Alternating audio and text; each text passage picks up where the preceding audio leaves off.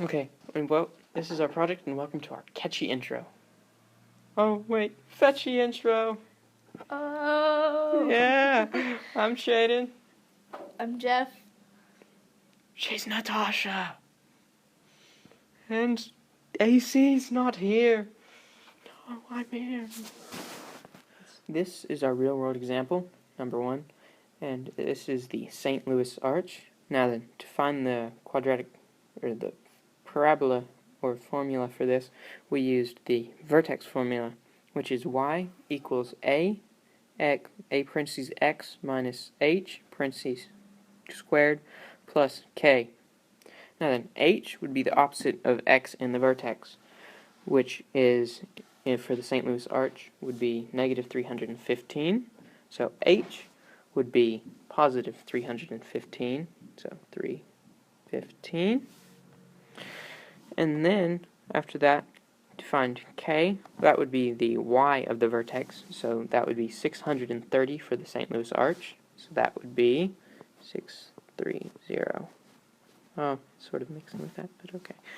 Now then, for a, we would use a slider, or we'd use an app. We used an app such as Desmos, and so we sort of had to experiment and find the best fit for a, which is the rate of change that would actually best fit the St. Louis Arch. So, how do you find the domain and range? Well, the domain is where the function goes on the x-axis. So, for the St. Louis Arch, that would be negative square bracket negative 630 comma 0 square bracket. That is because on our graph, the function or parabola of the St. Louis Arch goes over to negative 630 and then all the way back to the origin of 0. And then, how to find the range? Well, the range is where the function goes on the y-axis. So, our parabola, its minimum point, or for the St. Louis Arch, the bottom is 0, and then the maximum is 630. So, the range would be square bracket 0, comma 630 square bracket, and that is how you find the domain and the range. Okay, this is our real-world example number 2. We threw a bowling ball for projectile motion. Now, to find the formula, we needed to use quadratic regression. Now, to do quadratic regression, you need to use a graphing calculator. Now, to do this, after you get your calculator, you would press Stat, and then you would enter the Edit section, and then you put in your x and your x coordinates into L1 and your y coordinates into L2, or some of your x and y coordinates. And then you would press Stat once again, and then you'd go to the Calc section of Stat, and you'd click Quadratic Regression, then press Enter twice. Then you would enter the given A, B, and C into standard form, and then you'd enter that into the Y equals button section. Now, doing this to get for the quadratic regression, we got the formula f of x equals negative 0.01 x squared plus 1.2x plus 178.8. Next, we need to complete the square to find the roots of the function, or quadratic.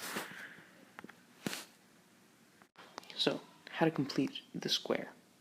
We have the equation negative 0.01x squared plus 1.2x plus 178.8 equals 0.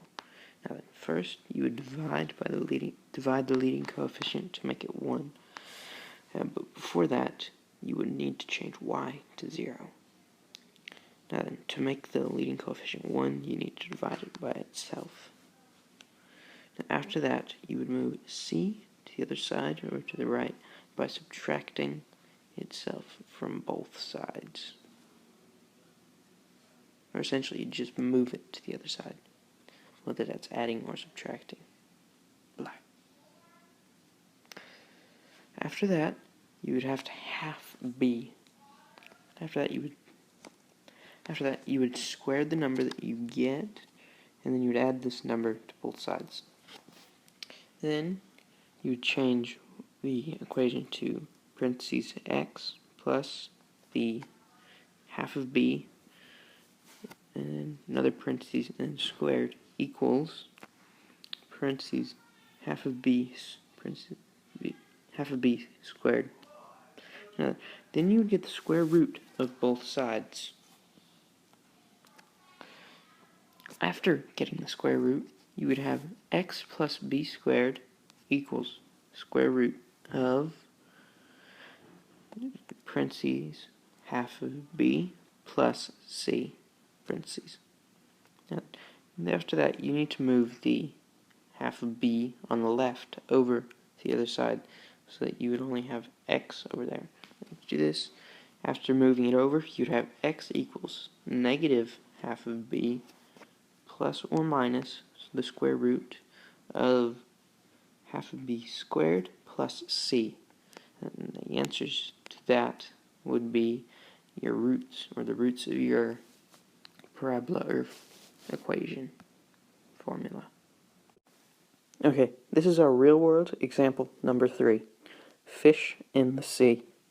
So, how do you find the number of solutions or roots from the discriminant? Well, our equation for the fish in the sea is negative 0.96x squared plus 0.83x minus 2.9. Now then, the discriminant is b squared minus 4ac. B squared is for our equation is 6,889. Now then, A times C would equal 2.784 for this equation, and then 2.784, which is AC times 4, is equal to negative 0.136. Negative 1.36. So then you'd get b squared and minus it by 4ac. So that would be 6,889 minus 11.136 equals 6,877.864. And that's discriminant for this equation. Now then, to find the number of roots, or real roots, you would, well, if it's a positive above a 0, it would have 2 real roots. Now then, if it is 0, if the number equals 0, then that would mean that it has 1 real root. And if the number is negative, then it has no real roots. Or solutions, Now then, how do you find the inverse of a quadratic or a parabola?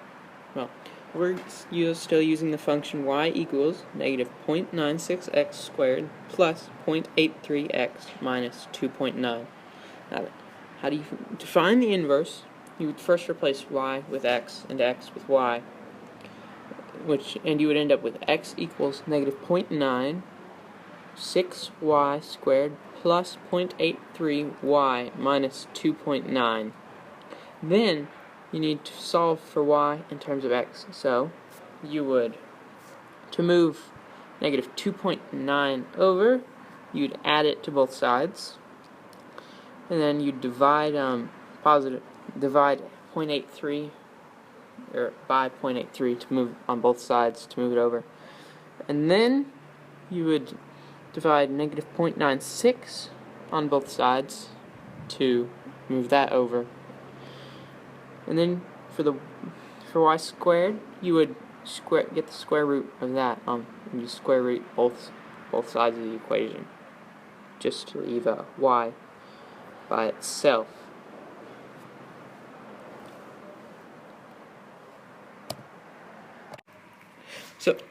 So after you did all that, you would end up with x plus 2.9 squared. The square root of x plus 2.9 divided by negative 0.96 plus 0.83 equals y. And then after that, you would replace y with f to the negative 1 as the exponent to x.